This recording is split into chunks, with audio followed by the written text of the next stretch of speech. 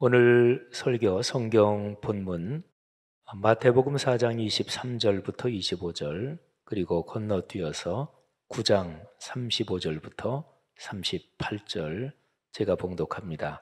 거룩하신 하나님의 말씀입니다.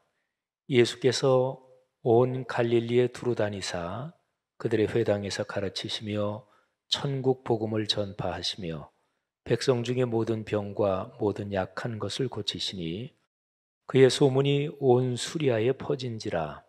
사람들이 모든 앓는 자, 곧 각종 병에 걸려서 고통당하는 자, 귀신 들린 자, 간질하는 자, 중풍병자들을 데려오니 그들을 고치시더라.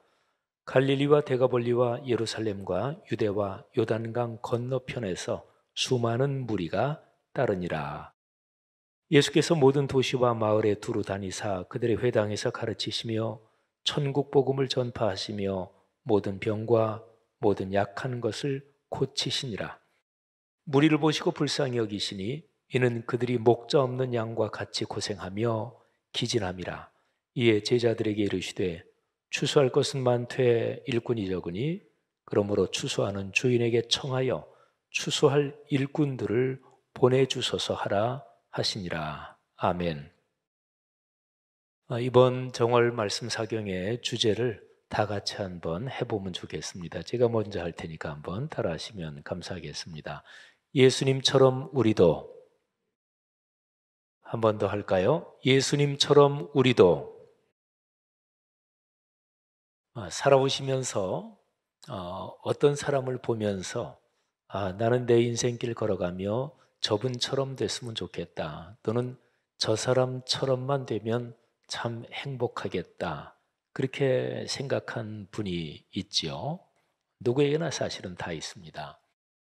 내가 살아가는 삶의 직종에서 일반적인 표현으로 성공한 어떤 분, 또 그 영역에서 참 다른 사람에게 다 존경을 받는 그런 분, 같은 동년배일 수도 있겠지만 대개는 중고등학교 때 어떤 어른 중에서 야, 내가 나중에 자라서 저분처럼 됐으면 좋겠다, 또는 젊은 시절에 40대, 50대 된 어떤 사람을 보면서 내 인생길이 한 20년 지나서 저분처럼 되면 참 좋겠다, 이제 그런 사람이 있죠. 역할 모델이라고 하죠.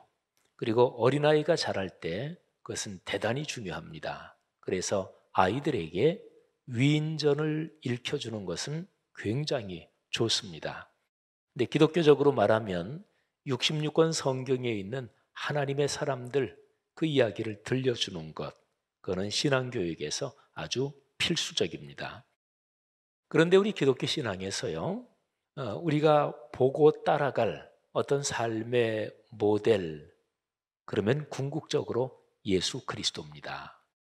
1400년대 집필된 책이 있습니다. 그 책은 성경 다음으로 많이 읽힌 책이다, 이렇게도 얘기를 해요.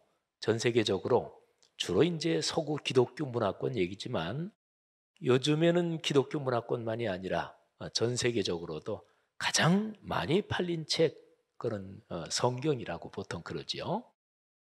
그런데 그래서 이제 기독교 문화하고 연관해 가지고 성경 다음으로 많이 팔린 책, 많이 읽힌 책, 그러면 아주 굉장히 유명하고 또 널리 알려지고 이런 거죠. 존 버년의 철로역정도 그런 비슷한 표현이 들어가기도 하고요.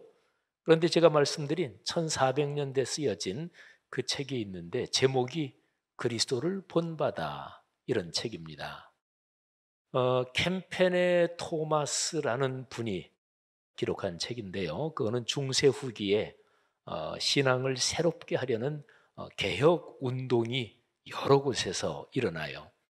그런데 네덜란드 쪽에 공동생활형제단이라고 불리는 그런 이제 그룹이 있었습니다. 근데 그 그룹의 신앙생활, 그 그룹의 신앙적인 아주 그런 삶을 이렇게 압축해서 만든 이제 그런 책이지요. 굉장히 유명하지요. 그리스도를 본받아.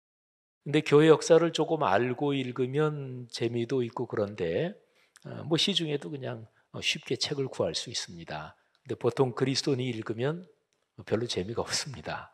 또 그 내용을 이게 뭐 그렇게 성경 다음으로 많이 읽히고 그랬나, 잘 이해는 가지 않는데요. 하여튼 교회 역사적으로는 무지무지하게 중요한 책입니다. 제가 이제 그 책을 뭐 이제 제가 옛날에 가르칠 때는 세미나도 하고 이제 그랬던 책인데요. 그 책의 제목이 바로 우리 기독교 신앙의 본질을 보여줍니다. 그리스도를 본받아. 그러니까 예수님처럼 우리도 그렇게 산다. 그런 거죠. 제가 이번 정월 사경에 성경 말씀으로 두 곳을 골랐습니다. 마태복음 4장에서 그리고 마태복음 9장에서. 근데 이 마태복음 4장과 9장은요. 마태복음 28개 장의 마태복음으로 말하면 예수님이 어떻게 사셨나, 예수님이 무슨 일을 하셨나, 그거를 핵심적으로 보여주는 두 본문이 바로 4장 23절, 25절 그리고 9장 35절부터 38절입니다. 요 두 구절을 중심으로 제가 네 번에 걸쳐서 말씀을 전할 거예요. 자, 오늘은 이 두 군데 본문 중에서 제일 핵심되는 한 곳씩을 우선 한번 보겠습니다.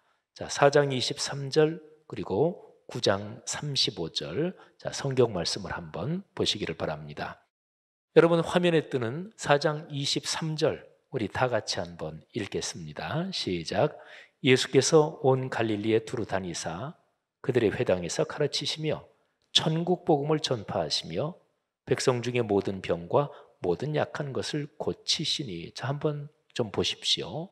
여기에서 예수님께서 하신 일을 세 가지 발견할 수 있습니다. 자, 첫 번째는 가르치시며, 그렇죠? 갈릴리에 두루 다니며 그들의 회당에서 가르치시며, 첫 번째는 가르치셨다 하는 것이고요. 두 번째는 천국 복음을 전파하시며, 그러니까 전파하셨다 하는 거죠. 그리고 세 번째는 백성 중에 모든 병과 모든 약한 것을 고치셨다. 그러니까 고치셨다 하는 거예요. 마태복음 4장 23절에 나오는 예수님의 세 가지 사역, 그러니까 표현해서 예수님의 3대 사역 이렇게 얘기할 수 있는데 그게 9장 35절에 똑같이 나와요. 자, 9장을 한번 볼까요? 한번 또 같이 읽겠습니다. 예수께서 모든 도시와 마을에 두루 다니사 그들의 회당에서 가르치시며 천국 복음을 전파하시며 모든 병과 모든 약한 것을 고치시니라. 아멘. 여러분 똑같죠, 그죠? 그러니까 가르치시며 그리고 천국 복음을 전파하시며 모든 병과 모든 약한 것을 고치시니라. 이거는 헬라어 원문으로도 정확하게 똑같습니다. 마태라는 분이 복음서를 기록하면서 28개장 길이로, 뭐 성경은 처음에 기록될 때는 장절이 구분되지 않았던 그냥 쭉 이어진 기록이지만 어쨌든 오늘날 장절을 다 나눠놨으니까 28개 장의 이 정도 분량으로 기록하면서 마태라는 제자 마태가 쭉 기록을 하면서 다 기록을 해놓고 보니까 요즘에 장절 나눈 걸로 하면 4장 23절, 9장 35절에 어휴 되게 표현이 똑같더라 그랬을까요? 그건 아닙니다. 물론 어떤 사람이 아주 중요한 얘기를, 그 중요한 표현을 자주 쓰고 하면은 뭐 그 사람이 의식적으로 안 해도 똑같은 표현이 반복될 수가 있습니다. 예를 들어서 제가 쓰는 표현으로 말하면 66권은 삼위일체 하나님께서 우리에게 주신 유일하고 완결된 계시다. 이런 표현은 제가 굉장히 많이 쓰죠. 또 하나님의 임재와 현존 또는 일상과 인격의 변화. 이거는 지영은 목사라는 사람이 쓰는 언어 표현에서 이거는 뭐 제가 일부러 그 표현 똑같이 써야지. 그렇지 않아도 늘 반복되는 아주 중요하니까요. 그런데 마태복음에서 여기 마태복음을 기록한 마태가 어떻게 하다 보니까 똑같은 게 두 번 반복됐다. 그건 아닙니다. 그러니까 여기 마태복음을 기록한 사람이 아주 명백하게 예수님께서 하신 세 가지 사역이 있다. 그게 바로 가르치신 거, 전파하신 거, 그리고 고치신 거 이거다 하는 거지요. 자, 예수님의 3대 사역입니다. 자, 이거를 한번 제가 도표로 한번 말씀을 드리겠습니다. 먼저 한번 삼각형을 여러분이 보실 겁니다. 자, 삼각형. 왜 삼각형을 그렸나? 그거는 뭐 예수님의 3대 사역이니까 뭐 눈치가 빠르신 분은, 또 이게 연상력이 빠르신 분은 금방 아시겠죠. 예. 그런데 삼각형 한 가운데 무엇이 이제 들어 있습니다. 자, 삼각형 한 가운데 무엇이 들어 있을까요? 제가 물음표를 붙여놨는데 제가 조금 나중에 말씀드리려고 우선은 물음표를 붙여놨습니다. 졸지 않게 하는 방법 중에 하나입니다. 궁금해서 죽지는 마시고, 예. 하여튼 삼각형 한가운데 제일 중요한 거, 그러니까 예수님의 3대 사역에서 심장에 해당하는 거죠. 무엇일까요? 그건 제가 나중에 말씀드리겠습니다. 제가 아까 예수님의 3대 사역 말씀드렸으니까 삼각형의 세 꼭지점에 그 3대 사역을 배치하면 됩니다. 자, 한번 볼까요? 삼각형의 맨 위에 꼭지점에 전파하셨다, 뭐 전도하셨다, 뭐 이런 거죠. 그래서 전파. 그리고 여러분이 보는데 오른쪽으로 내려와서 가르치셨다, 그러니까 가르침. 그리고 왼쪽 하단에 고치셨다, 그러면 치유, 이렇게 얘기할 수 있겠죠. 그래서 전파하심, 가르치심, 치유하심. 자, 요거는 성경 여기에 지금 본문에 기록된 표현이죠. 4장 23절, 9장 35절. 그런데 이거를 오늘날 우리 교회 사역들에서 많이 쓰는 용어로 한번 요거를 다시 한번 표현해 보겠습니다. 자, 세 꼭지점에 전파, 이거는 우리가 많이 쓰는 말로 선교, 이렇게 얘기할 수 있습니다. 우리가 전도라고도 하기도 하고 선교라고 하기도 하지요. 그런데 전도는 조금 좁은 뜻이에요. 선교는 넓은 뜻이고 근본적인 뜻입니다. 이런 얘기를 해요. 교회는 선교적인 존재다, 이런 얘기를 합니다. 또 요즘에 전 세계적으로 뭐 서구 교회에서도 그렇고 우리 한국 교회에서도 선교적인 교회, 이런 얘기를 해요.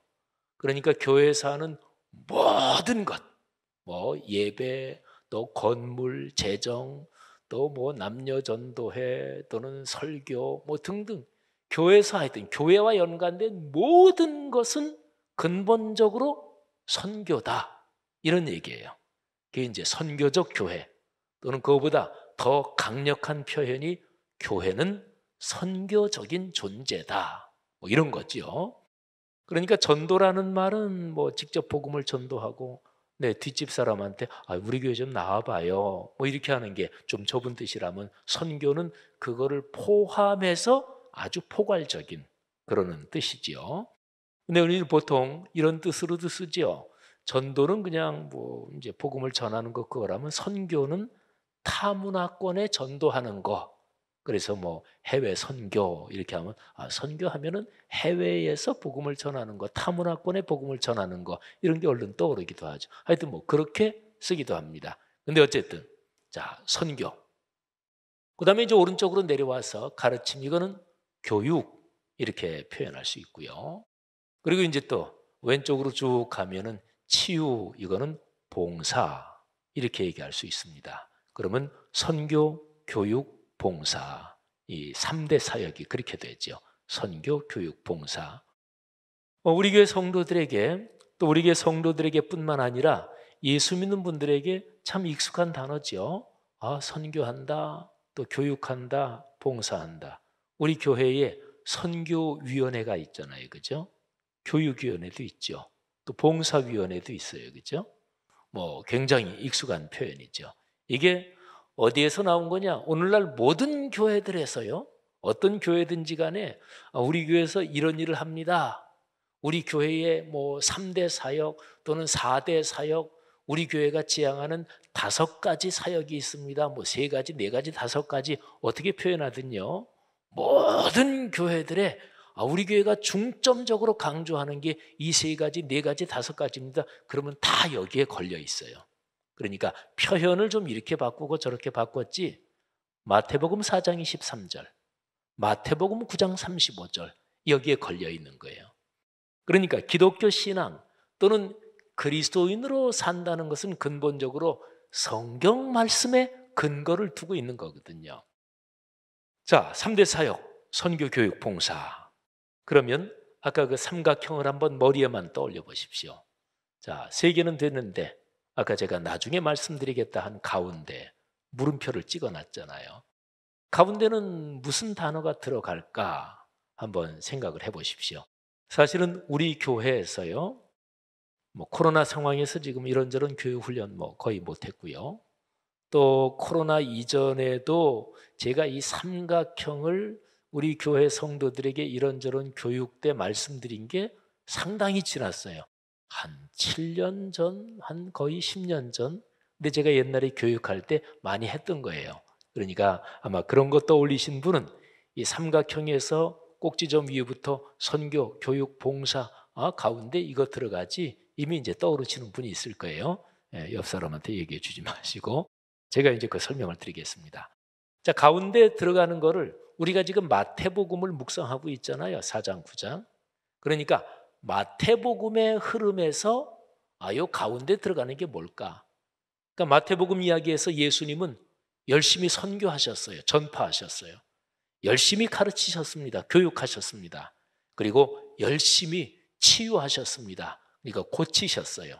이거는 봉사라고 얘기할 수 있는 거죠. 다른 사람을 약한 거 넉넉하게 강하게 하고 따돌림 받으면 좀 위로하고 그러니까 섬기고 봉사하는 거니까 예수님은 선교, 교육, 봉사 이 세 가지를 열심히 하셨는데 그런데 예수님이 하신 일이 사실은 하나가 더 있습니다.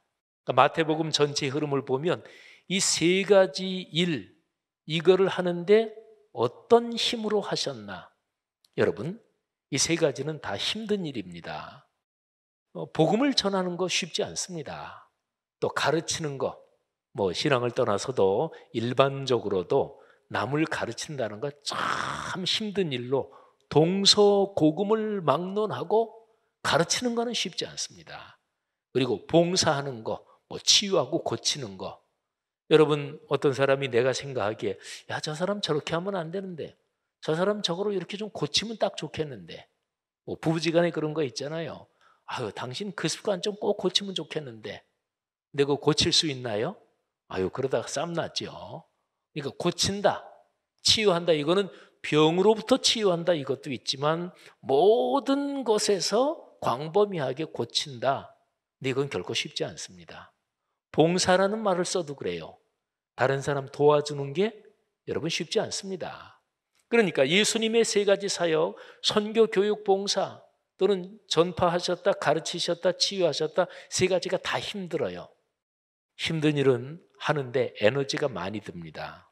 근데 예수님은 이 세 가지 힘든 일을 끝까지 감당하셨습니다. 자, 어떤 힘으로 하셨을까요? 어떤 에너지로 이 세 가지를 감당하셨을까요? 자, 이거를 마태복음의 그 언어로 볼 수 있는데 마태복음의 그 맥락으로 보면 이게 조금 힘들어요. 그래서 쉬운 것부터 먼저 볼게요. 자, 마가복음에서 예수님이 어떤 힘으로 당신의 33년을 사셨고 3년 동안의 공적 사역을 감당하셨나? 이게 마가복음의 언어로 보면 훨씬 쉽습니다. 자, 마가복음에서 제가 세 구절을 여러분에게 읽어드리겠습니다. 1장 35절하고 또 6장으로 건너가서 2절 그리고 14장에서 1절입니다. 자, 먼저 1장 35절.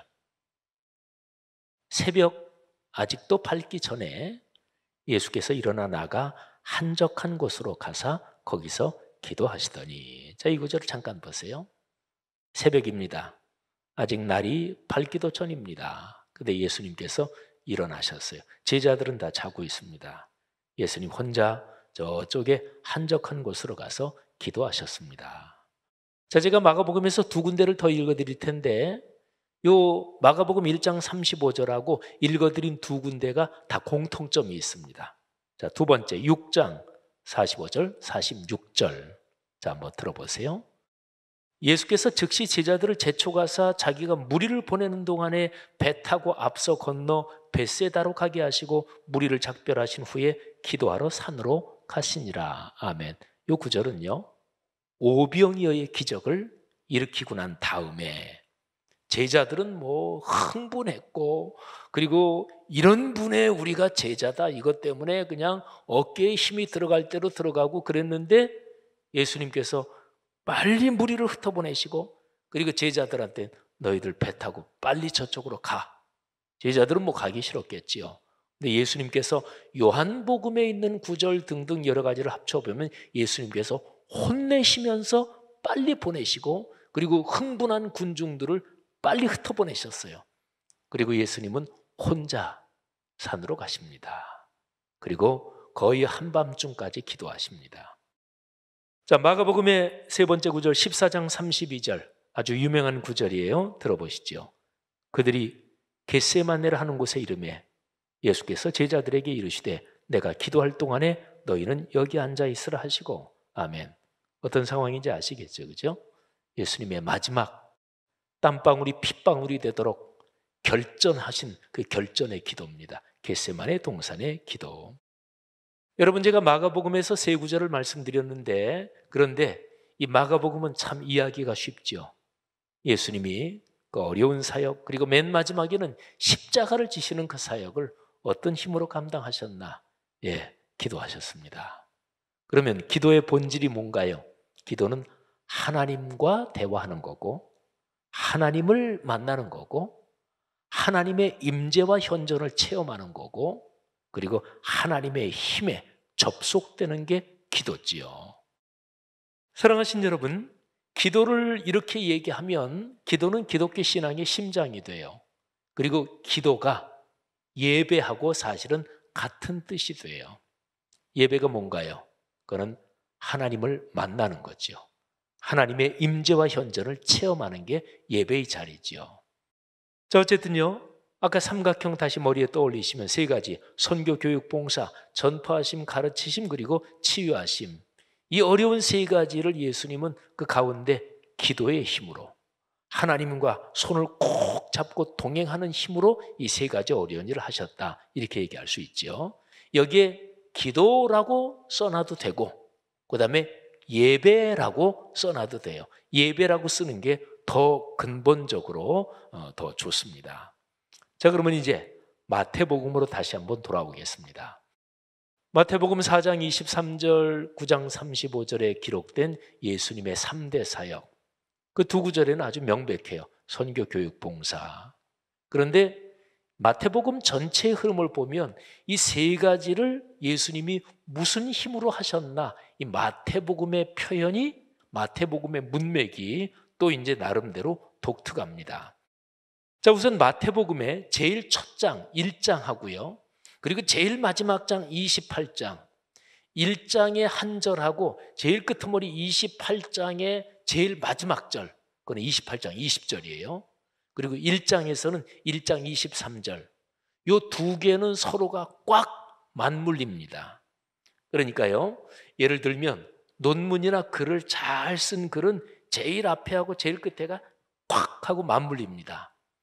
뭐 논문은 길잖아요. 근데 논문은 서론, 결론이 아주 정확하게 톱니가 맞아 돌아가듯이 그렇게 돌아가야 돼요. 그래서 논문을 쓸 때는 서론은 제일 처음에 쓰는 게 아닙니다.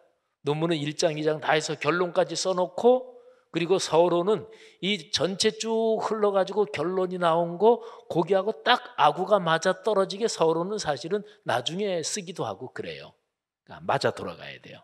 신문에 칼럼을 쓰잖아요. 칼럼은 200자 원고지로 작으면 6매 또는 7매, 8매, 그리고 칼럼은 길어야 200자 원고지를 10매, 12매 정도 씁니다. 근데 칼럼은 짧은 글이지만 더 그게 심해요. 그러니까 200자 원고지 6매, 7매 쓰면서 처음에 어떤 문장으로 시작하고, 그리고 맨 마지막 끝나는 문장은 그냥 간단하게 쓰는데 그냥 독자들이 칼럼을 읽으면서 아 하고 이렇게 느끼면서 처음 와가지고 꽉 맞아 떨어지도록. 근데 마태복음 1장 23절하고 28장 20절이 아주 꽉 맞물려 있습니다. 자, 두 구절 한번 보죠. 1장 23절, 유명한 구절이에요. 올해 우리가 암송하는 구절입니다. 우리 다 같이 한번 읽어보겠습니다. 보라, 처녀가 잉태하여 아들을 낳을 것이요 그의 이름은 임마누엘이라 하리라 하셨으니 이를 번역한즉 하나님이 우리와 함께 계시다 함이라. 아멘. 임마누엘, God with us. 하나님이 우리와 함께. 요거죠. 자, 그러면 28장 20절 보세요. 이것도 저 유명한 구절. 또 한번 다 같이 읽겠습니다. 내가 너희에게 분부한 모든 것을 가르쳐 지키게 하라. 볼지어다 내가 세상 끝날까지 너희와 항상 함께 있으리라 하시니라. 아멘. 앞뒤에 똑같은 게 나오죠. 하나님이 내가 너희와 같이 있다. 예수님이 선교, 교육, 봉사 세 가지 어려운 일을 하신 에너지가 뭐냐? 그거는 하나님이 함께 계신 거예요. 그게 이제 예배입니다. 또 아까 마가복음의 언어로 설명하면 기도, 이렇게도 얘기할 수 있고요. 자, 마태복음에서 예수님께서 3대 사역을 감당하신 힘은 하나님께서 함께 계시는 것이었다. 그런데 한 번 더 들여다봐야 돼요. 구체적으로 어떻게 함께 계시는 것이었을까요? 예, 함께 계시다. 참 좋죠. 구체적으로 방법이 뭐예요? 어떻게? 마태복음 이제 그 가운데서 두 군데를 보면 됩니다. 자, 마태복음 7장 20절, 21절 두 구절을 한번 제가 읽어드리겠습니다.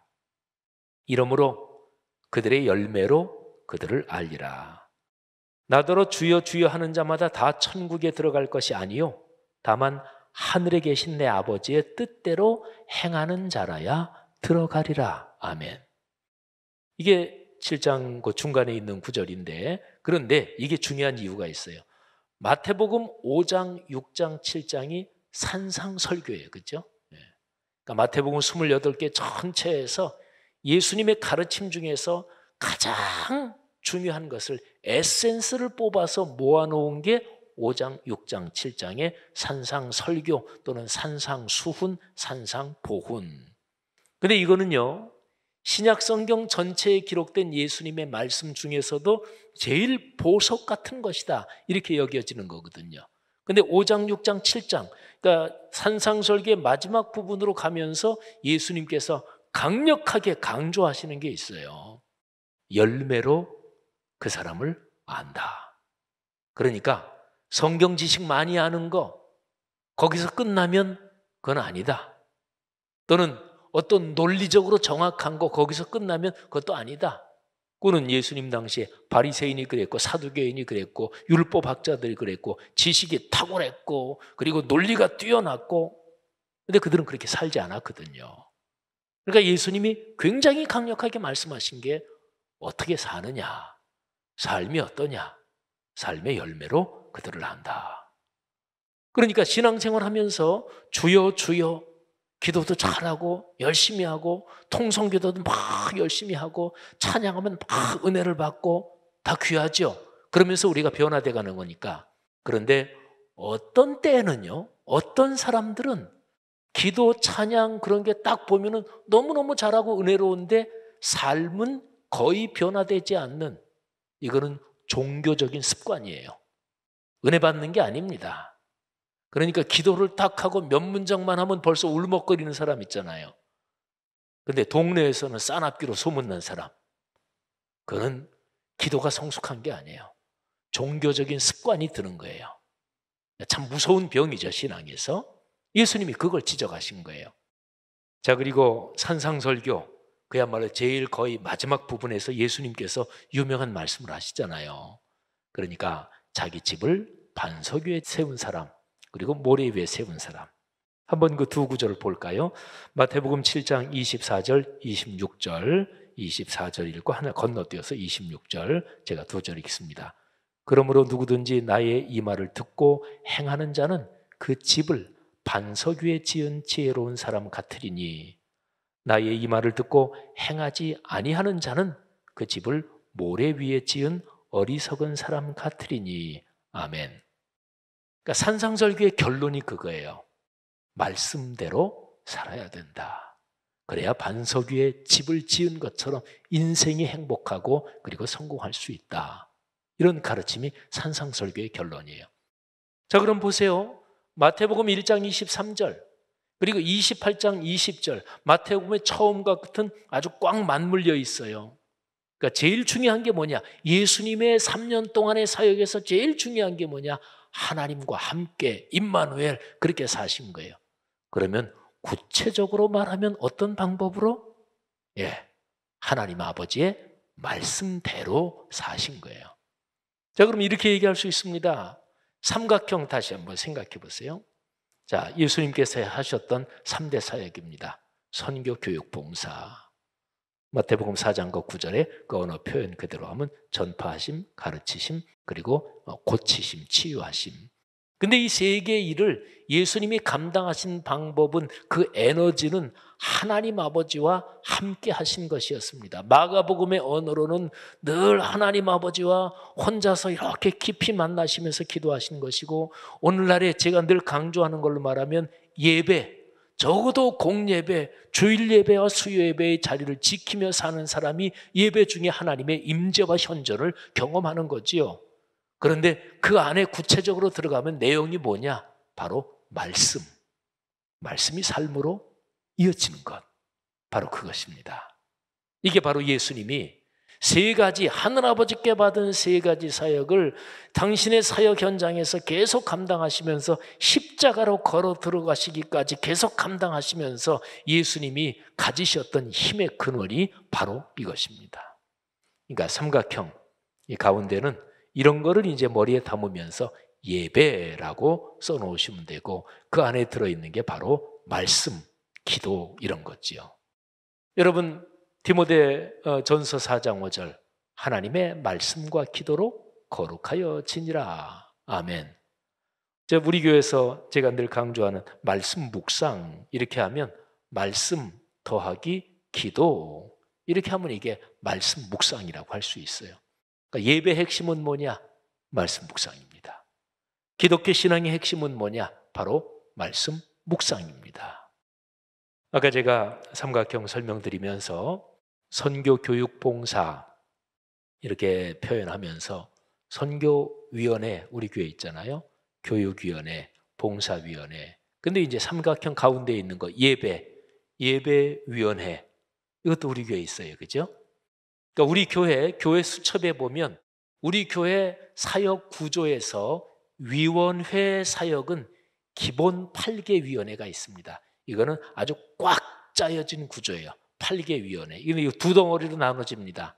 앞에 있는 4개 위원회는 성경에서 예수님께서 강조하신 4개, 거기에 걸린 게 4개 위원회고, 뒤에는 일반적인 인간의 조직체, 어떤 조직이든지 그게 필요한 거, 그게 뒤에 있는 4덩어리예요. 앞에 있는 4개가 이미 말씀드렸죠.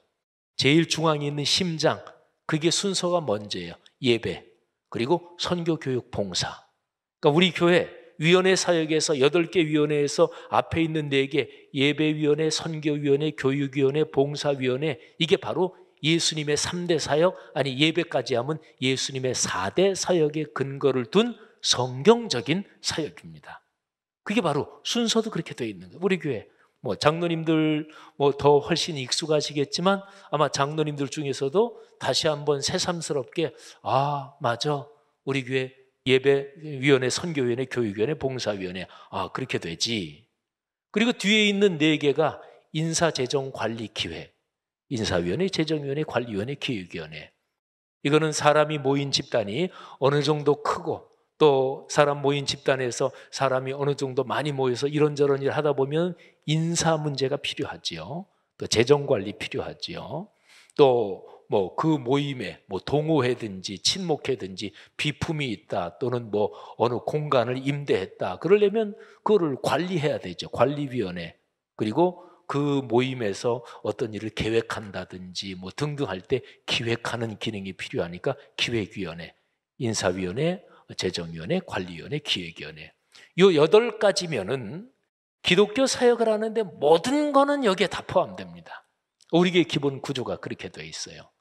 그래서 특별한 어떤 일은 이제 특별위원회, 그래서 따로 만들어서 활동하다가 이제 법인체로 발전시키든지, 아니면 그 활동하는 게 다 맞춰지면은 종료하고 그 특별위원회 그거는 폐지하든지, 이렇게 되지요. 사랑하신 여러분, 코로나 3년째입니다. 지난 2년 동안 각 사람의 삶의 상황이 이렇게 저렇게 달랐겠지만 마음 편했던 사람이 어디 있겠어요? 근데 코로나 3년째인데 자, 우리는 어떻게 살아야 하는 것일까? 근데 제일 중요한 것이 코로나가 끝나고 코로나 극복하는 게 당연히 중요합니다. 근데 신앙인으로서는 그보다 더 중요한 게 이 코로나를 통해서 하나님이 주시는 말씀이 무엇이고 하나님의 뜻이 무엇인가? 하나님이 어떤 얘기를 코로나를 통해서 그리스도인들에게 하시고 계시는가? 또 이 세상이 하고 계시는가? 하나님의 그 섭리의 흐름을 잘 깨닫고 읽어내고 파악하는 게 더 중요합니다. 근데 그거를 하기 위한 가장 근본적인 것이 무엇이냐? 바로 66권 성경 말씀을 묵상하는 것입니다. 삼위일체 하나님께서 인류에게 주신 유일하고 완결된 계시가 바로 66권 성경이지요. 바로 이 성경 말씀에 2000년 기독교 역사에서 교회가 교회답게 세워지느냐 아니면 교회가 약해지고 병들고 타락하느냐, 그러니까 교회가 사느냐 죽느냐, 이게 성경 말씀에 걸려있던 거지요. 오늘날 한국교회도 마찬가지입니다. 한국교회가 죽고 사는 거는 무슨 뭐 정부의 방역 정책에 대해서 막 무슨 성명서를 발표하고 막 데모를 하고 거기에 걸려있는 게 아니에요. 정부에서 뭐 교회에서 확진자가 생기든 안 생기든 아유 교회 마음대로 모여라 그러면 교회가 살아요? 천만에요. 한국 교회가 문제가 많다, 그거는 코로나 이전부터 계속 그래 왔어요. 코로나 이전부터 한국 교회는 어느 교단을 막론하고 교세가 다 줄어왔어요. 아주 길게 보면 1990년대부터 꺾이기 시작했어요. 1995년, 90년대 중반. 그리고 그때부터도 교세가 줄진 않았지만 여러 가지 통계를 보면 그때 이미 한국교회는 1995년 정도에 꺾이기 시작했고요. 2005년 정도, 그거부터 10년 정도가 더 지나면 여러 가지 지표들에서 명확하게 각 교단마다 교세가 줄고 이게 명확했어요. 그러니까 코로나 이전 훨씬 전부터 한국교회는 꺾이고 있었고 한국교회 이런저런 문제 참 이거 어떻게 하나 그런 건 이미 그전부터 계속하고 있었어요. 근데 코로나 때 뭐 정부가 방역 정책, 뭐 교회 등등 뭐 언론 보도 이런 데서 교회를 유별나게 공격하고 그건 저도 다 알아요. 근데 그런 근본 문제가 아니에요. 어떻게 하면 교회가 교회다워질까요? 말하자면 이 코로나 상황에서 한국교회는 그걸 깨달아야 돼요. 아하, 우리가 성경 말씀에서 참 멀어져 있었구나. 다시 한번 이런 기회에 하나님께서 말씀으로 돌아가라고 그 말씀하시는 뜻을 깨닫고 다시 말씀으로 돌아가는 것, 이게 중요한 거지요. 그래서 우리 교회는 2022년 올해 표를 하나님의 말씀이 우리 삶으로 이렇게 정하고, 그리고 사도행전 6장 7절 저 유명한 말씀, 하나님의 말씀이 점점 왕성하여 하나님의 말씀이 살아 움직여, 말하자면 이거를 우리 교회가 다시 한번 붙잡을 말씀으로 잡은 거지요. 근데 이거는 우리 교회뿐 아니라 교단 한국교회 전체가 죽고 사는 일이 사실은 여기에 걸려 있습니다. 개인적으로도 마찬가지입니다. 여러분의 개인의 삶에서 또는 내외분 또는 자녀들, 손주들, 여러분 가정 가문의 삶에서 말씀이 중심이 되면 하나님의 축복이 넉넉하게 임할 것을 믿으시기를 바랍니다. 말씀 묵상이 중심이 되어야 합니다. 이 귀한 축복이 여러분의 삶에서 2022년 1년 내내 이어지기를 주의 이름으로 축원합니다.